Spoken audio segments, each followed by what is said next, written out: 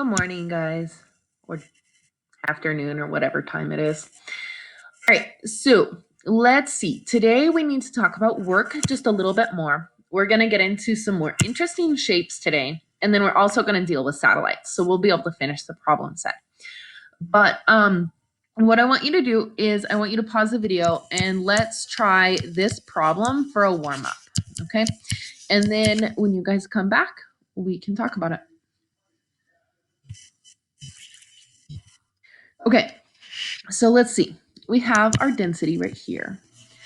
And we are in a cylinder this time. So we have our lovely cylinder over here. And it has a radius of 8 feet. R equals 8 feet. And a height of 10 feet.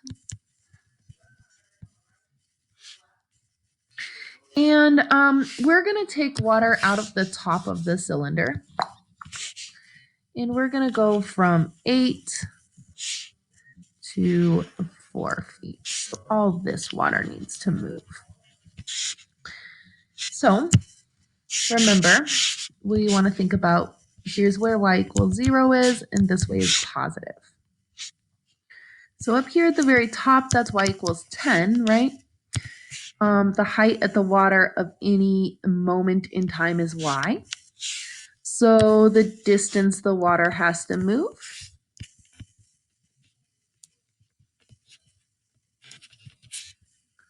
is going to be the top, right? 10 minus wherever our water is, so 10 minus 1. Okay, so remember with these problems, we want to remember work is force times distance. Now this distance, it's always going to be 10 minus y. Like we can write a formula that'll always describe the distance that we have to move. But the force is kind of could vary. Like say we were in a not cylinder, right? Then our area might be changing. So let's talk about our force. Our force, remember, we use our density because we notice our density is pounds per foot cubed, and pounds is a force unit. So our force is rho times our volume, but our volume is broken down into rho times the area times y, the area of a cross section. So the cross section being like if I took a little slice out of here, right? So the cross section of a the cross section of a cylinder is a circle squared, right? R doesn't change in this problem because we're in a cylinder, not a cone. So R is always 8. R equals 8 always because we're in a cylinder, which makes our area function beautiful and lovely.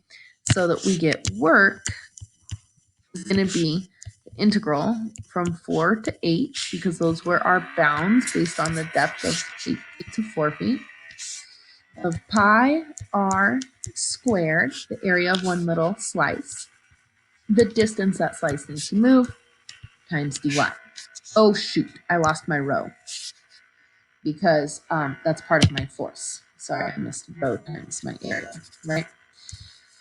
Rho in this one was 62.305. Of course, that 64 pi could also move out in front, right? Integral from 4 to 8 of 10 minus y dy. And then this is a pretty easy integral to do. Not that it's necessary for you to do by hand. You can definitely use your calculator. So go ahead and pull out your calculator, put it in, and then, oh yeah, when you type it in your calculator, just use X instead of Y. Your calculator doesn't really like Y to be a variable. It really likes X to be the variable. So just make it happy and just change all your Y's to X's because we're really only using Y because we're moving in the vertical direction, so it's easier for our brains. Don't forget our units should be pounds because all of our units were in feet and pounds. All right. Hopefully you guys are feeling good with the cylinders. They're not much different than the rectangles. So let's get into some slightly more interesting problems today now that you have an idea of work. So here we have a cone, and cones are lovely because they give us this radius of 3 feet, but my cone doesn't have a radius of 3 feet down here at the bottom. At the bottom, the radius is 0 feet. I mean, point, right? So this height is 12 feet. I don't know if you remember this idea out of related rates, because that's usually where it comes in. See, here's my arbitrary water line. Thinking about our regular, right? This is y equals 0. This way is positive. Up at the top, that's where y would be 12. So we have to empty it. So since we are emptying it, that means our limits are going to be from 0 to 12, the whole thing, right? We notice that the area of each little slice is still pi r squared. We're still going to have our row, right? And then the distance, of course, that we need to move our little slice is 12 minus y. I think everybody follows that, right? Where y high, and then we need to lift it up to 12. So then we get into this r, and this is when we realize that radius is not constant, and if radius isn't constant, then we have to write an equation. We want to use y as our variable because we have y and dy in our equation already, right? No reason to introduce more unnecessary variables.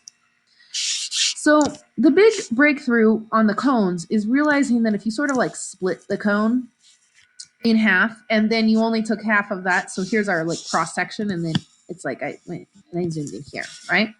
My radius is 3 and my height is 12. Wow. My radius is 3 and my height is 12. Now, that's really the top radius and really the full height.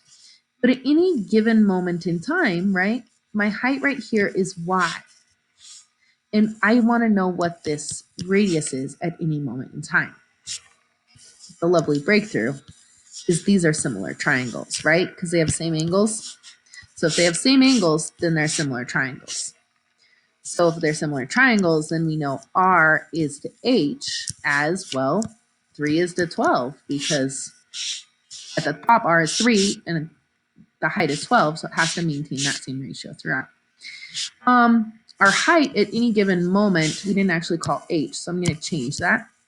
We called our height at any given moment Y, right? So my R at any given moment compared to my Y at any given moment is the same as R is to H, 3 is to 12. So then we get R over Y equals 1/4, which gives us R equals Y over 4. Sometimes we wonder which way we want to solve it. Well, we want Y to be in our answer because we need to plug it in, right? So we need to find out what R is so that we can put everything in terms of Y, which then would bring us to the integral from 0 to 12 of rho. We have a pi. R is now Y over 4 squared. The distance we need to move each slice is at 12 minus Y. 12 minus Y dy. Of course, we can bust our constants out in front. Rho was 62.305 pi.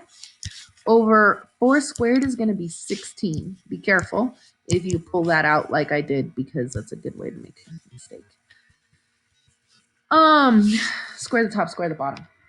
So then, of course, all we need to do is just go back into our calculator and then plug in our what's the word I'm looking for? Plug in our integral. Whoops. Divided by 16 times pi. Goodness gracious. I swear I can type into my calculator. And then inside our integral we had, y squared times 10 x squared times 12 minus x is of course what we'll type in our calculator, but it's on our paper. And so I think that we get 101.320. And checking our units again, everything was given to us in feet and pounds. So yes, this should be foot-pounds. Okay, not too bad. So take this one and let's try this one. So why don't you pause the video? That way you can actually try it. So pause here and then think about the situation because we of course complicated it. We put it 10 feet off the ground. And then from there, it has a height of 12. All right, anyhow, pause the video. Let's try this out. There's a base diameter of 6 feet. Ooh, diameter, base diameter, not radius. Be careful with that. Okay, for real, pause the video. Okay, we're back after like 17 pauses. So at the top, the diameter is 6. So the first thing I think about is that means my radius is 3 feet. I want to put it in terms of radius so that I can get this nice in here. Now, this is 10 feet off the ground, and we're putting it into the bottom of the tank. Tank's 12 feet high with a base diameter of 6 feet. We're filling the tank through the bottom. So they moved all kinds of stuff around on us. So this time we have to lift it up, right?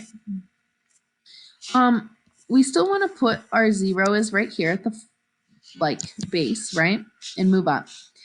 So we have to lift the water here, and then it'll depend where our water line is, right? So how far we have to lift the water is y.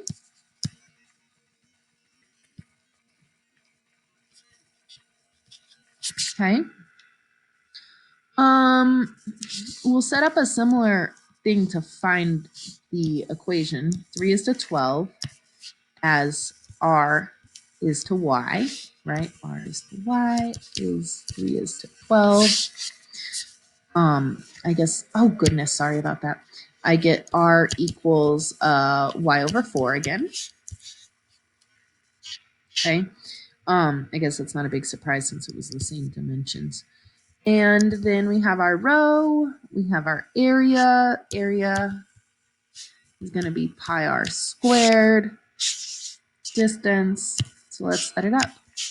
Work is our force. So we have our row, our area, pi y over 4 squared. Distance, we have to move it, y dy.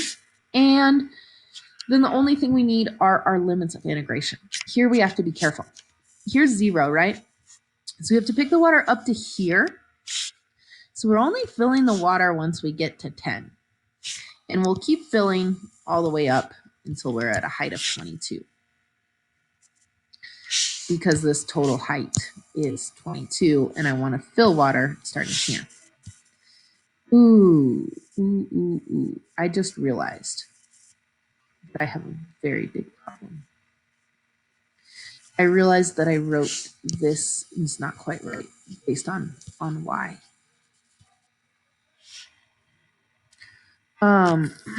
So let's rewrite this a little bit better. I'm sorry, I totally messed up our area up here. Oh, goodness. Okay, let's go back. Sorry about that. Here, this distance is 10, right? So let's see. This is still, ooh, here we go. This is 12, and this is y minus 10. Ah, that's much better. 3 and r, yes. Because this, I'm sorry, this little distance right here is the same as this little distance right here. But why is this total way all the way to the bottom? But I only care about the part that's in my triangle. So that's really y minus 10, which gives me r over y minus 10 equals 3 over 12, which gives me r equals y minus 10 over 4. So let me fix it down here. So this should become y minus 10 over 4 whole thing squared. That's much better. All right, so then our work is that 62.305 integral from 10 to 22. We can put our pi here. We can divide by our 16 here. And then this makes it y minus 10 squared times dy. No need to move all that stuff out in front. If you don't want to, like, it would totally be okay to just do it in your calculator with those what are they called? With those coefficients inside. So x minus 10 and then the whole thing squared. So for this one, I got 4, 5, 6, 7.195. Let's double check that it should be feet pounds. Yes. Okay. I have one more weird one for you like that, and then we're going to switch over to satellites. Okay, here's our trapezoidal tank, which a trapezoidal tank is kind of weird, but just bear with me. Put these lines back on top. So L is constant. This length is always 20. Okay, so this length of my tank is 20. That doesn't change. But what does change is this width. Okay, the width at the very bottom is 4. The width at the very top is 8. Okay. And this distance here is 10. And, oh wait, I lied. Not 8. That should be 16. So let me fix this 8. Whoops. I don't know where that 8 is. Oh, that 8's stuck. There it was. Move that out of there. So it's really 16 at the top, but I imagine you can guess where that 4 is going to come in. Or I'm sorry, the 8. The 8's going to come in because we're going to chop it in half. That's what I was looking for. I was trying to say that this distance across is 16 feet. Okay. So we're filling it from the bottom, which provides us with some interesting issues, right? Because we're filling. Oh, goodness. I'm going to try to delete that, but apparently it's not my day.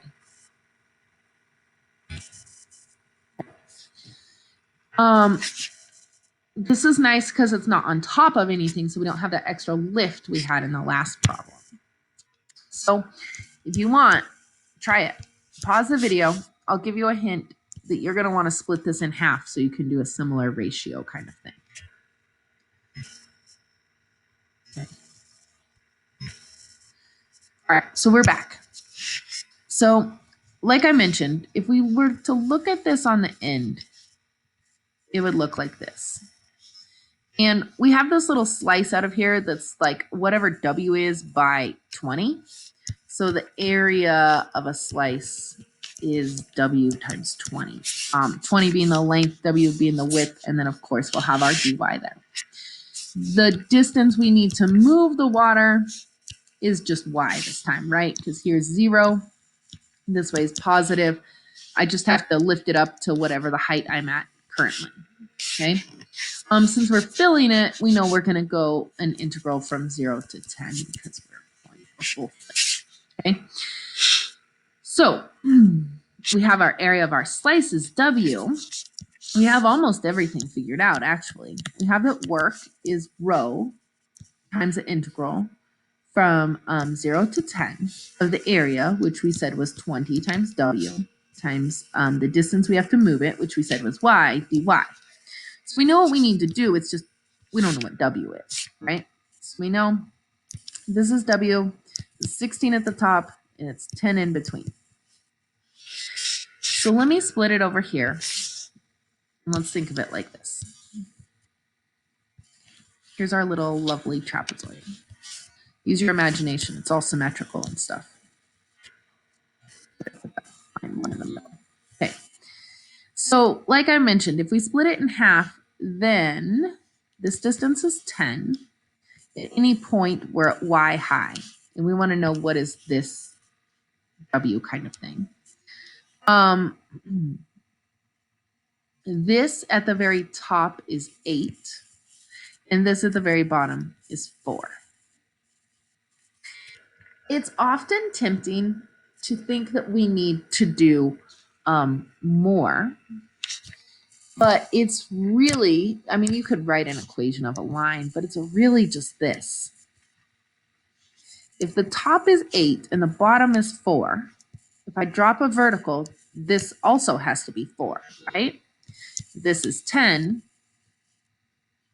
This is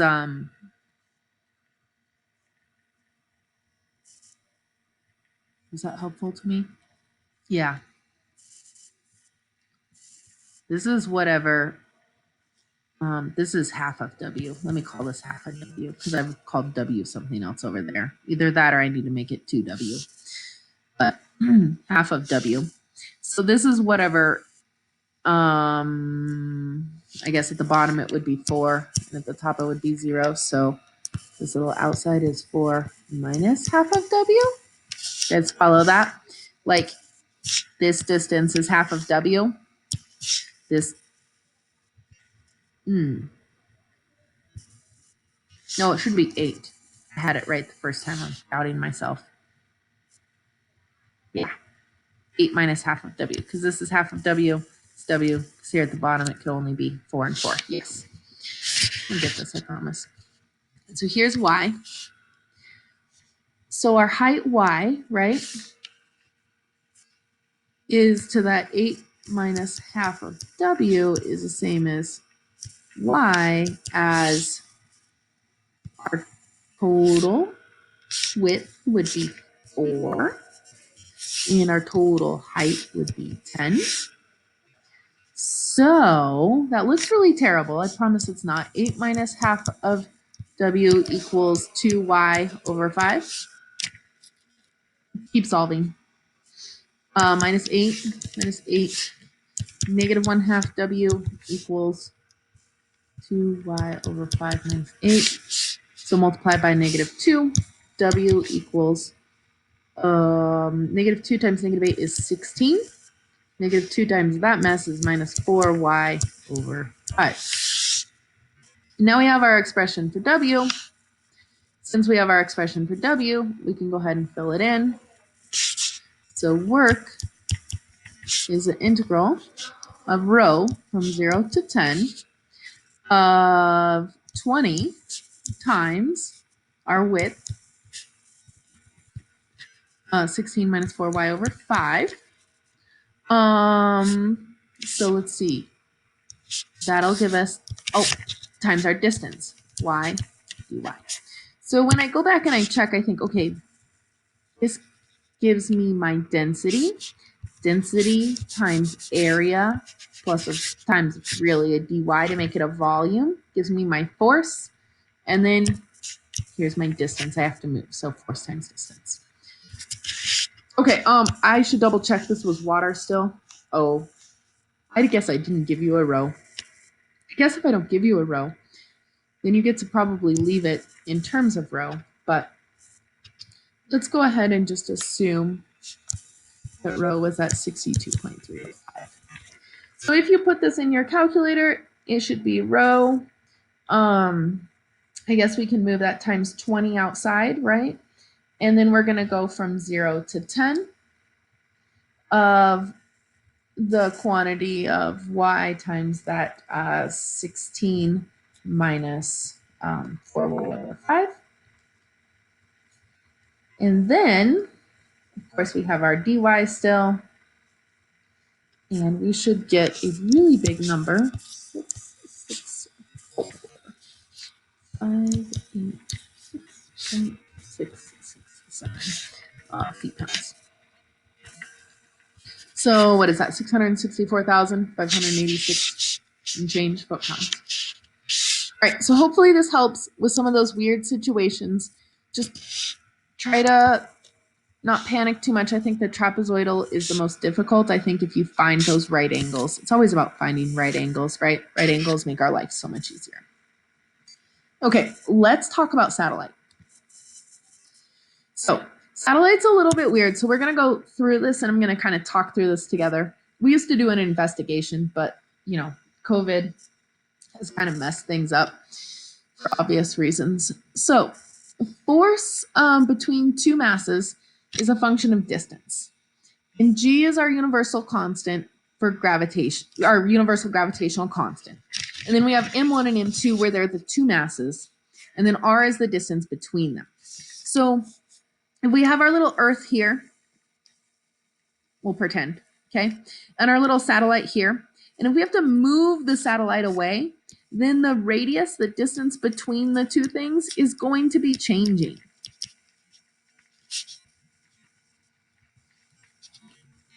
And since every little change in radius is going to affect our force, we're going to need to be thinking about a dr in here, okay?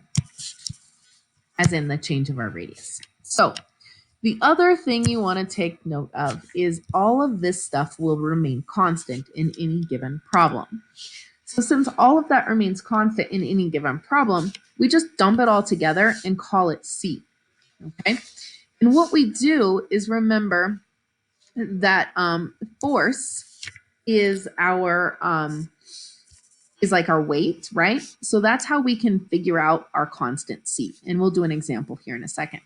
So work is force times distance, right? So what I was saying is, as R is constantly changing, that means our force is changing with every little movement of R.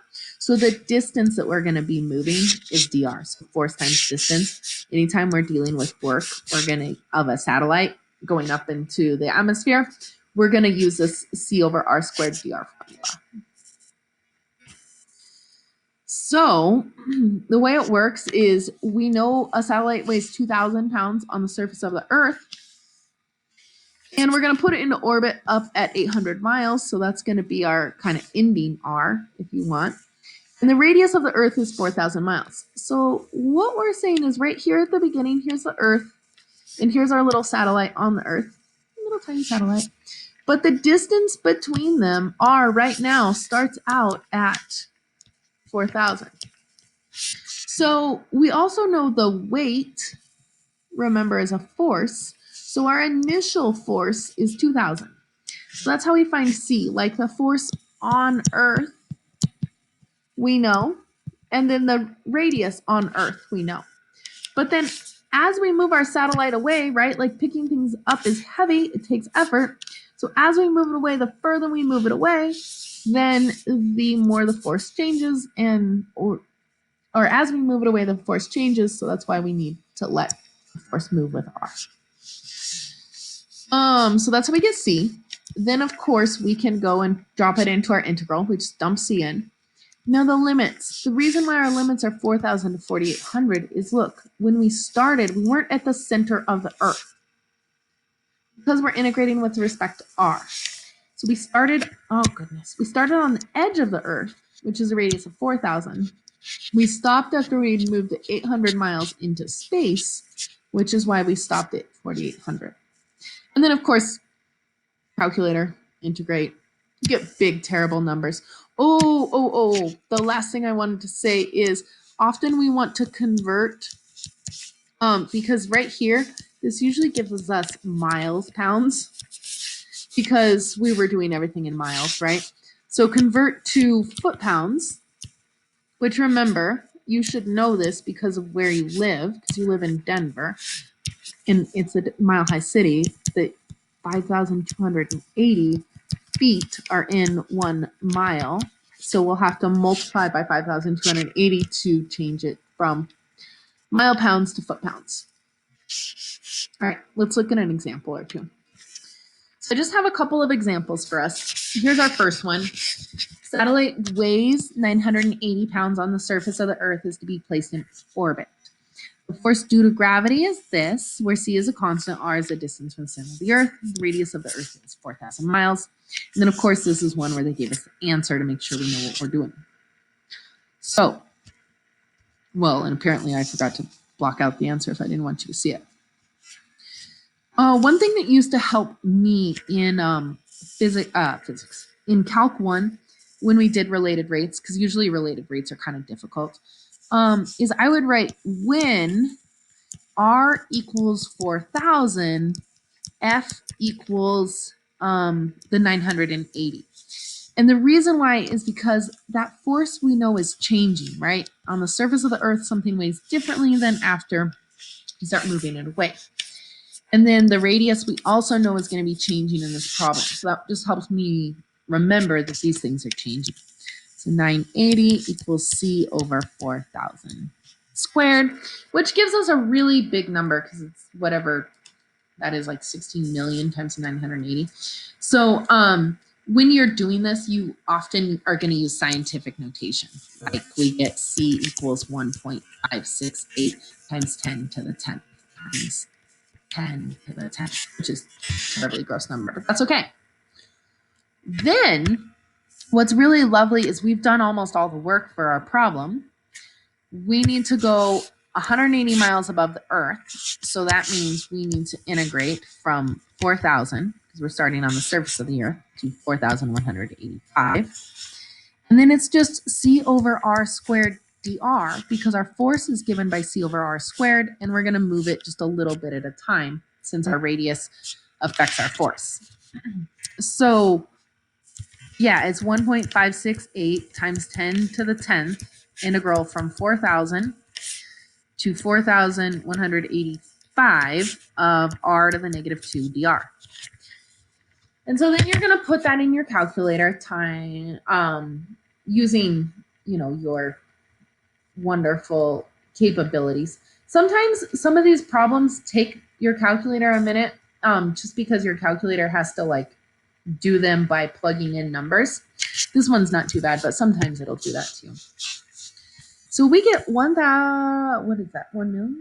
I can't even read. 173,285. I guess that's 173,285.5436. But like I mentioned, everything was in miles and pounds. So that means this is miles pounds, which is kind of weird.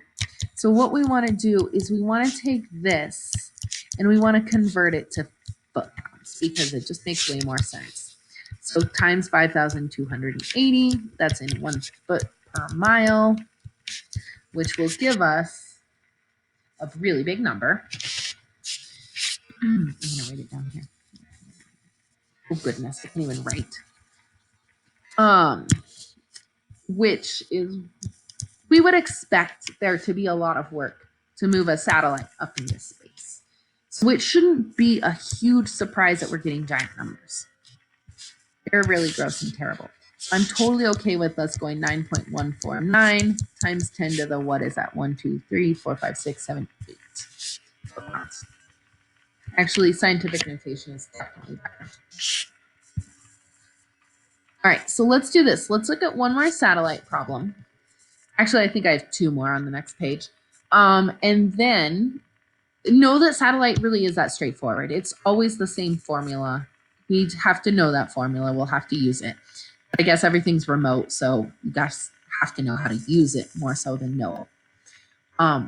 Yeah, let me know if you have questions. Okay, so of course we ignore air resistant and the weight of the propellant. Determine the work done in propelling a 5-ton satellite to height. This. So, in case you didn't remember, a ton is 2,000 pounds, and the radius of the Earth is 4,000 miles. Honestly, we can convert stuff whenever. So if you want to leave it as 5 tons right now, that would totally be fine. Or you could just straight up start converting and getting new numbers big. I think I'm actually going to leave it as in tons and then convert everything at the end. So remember, force is C over R squared. That's important, and that's one that we have always sort of expected you to remember. Like I referenced, we're all a mess, so it doesn't even matter. But so the force is our weight. So 5 tons on the Earth's surface, words are hard, is C over the radius of the Earth squared, which is 4,000 squared. So then that's how we get C, which is 5 times 4,000 squared, which is a big number. I think it's, I can't keep track of how many zeros. I guess that would be 5 times 16 is 80. And then 1, 2, 3, 4, 5, 6. 1, 2, 3, 4, 5, 6. So I think there should be a total of 7 zeros. Yes. Which is 8 times 10 to the 7th, yeah? Yeah. So then our work, whoops, I can't write.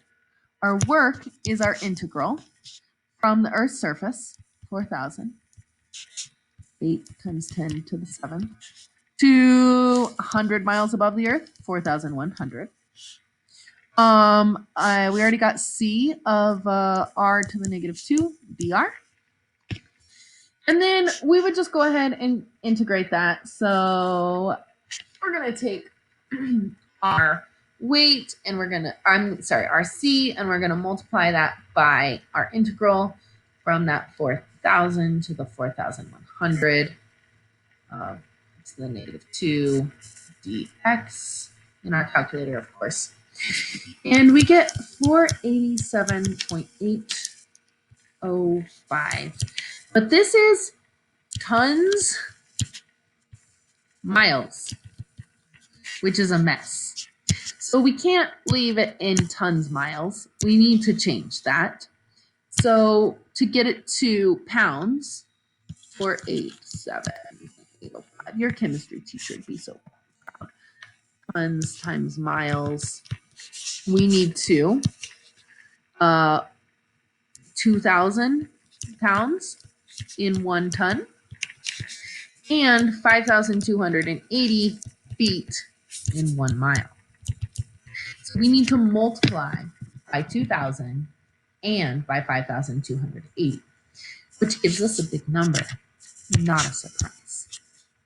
Okay, so I got 5.1512. Goodness gracious, 5.151 times 10 to the 1, 2, 3, 4, 5, 6, 7, 8, 9. 9. That's what it looks like. And now it's in foot pounds. Now, this 300 miles above the earth, that one's not really that much different, right? We didn't change anything except the distance. So our work doesn't need to change anything except the limits or the bounds, right? So this was 8 times 10 to the 7th, part of the negative 2 dr. So you can literally just go back and change your bounds and then get our new one, because this one was really not any different. So we get 1395.349, and that is again in tons, not toms. I like toms better though. I think we should change it. Let's take a look. In tons miles, which doesn't make any sense at all. So we take that answer and we multiply it by the 2,000 and the 5,280. So we get 1395.349 times 2,000 times 5,280. And we get 1.473 times 10 to the 10th photons. All right. Hopefully that helps. Let me know if you guys have questions. Unless I change my mind, and I'll update it on Schoology, of course, if I change my mind. The plan is to finish the problem set from yesterday. So those last 3 problems, they shouldn't take you long at all. And then try these 5 book problems on page 456, 20, 21, 23, 24, 25. Of course, the homework will be in Schoology. And as always, let me know if you need anything. I hope you guys have a great day.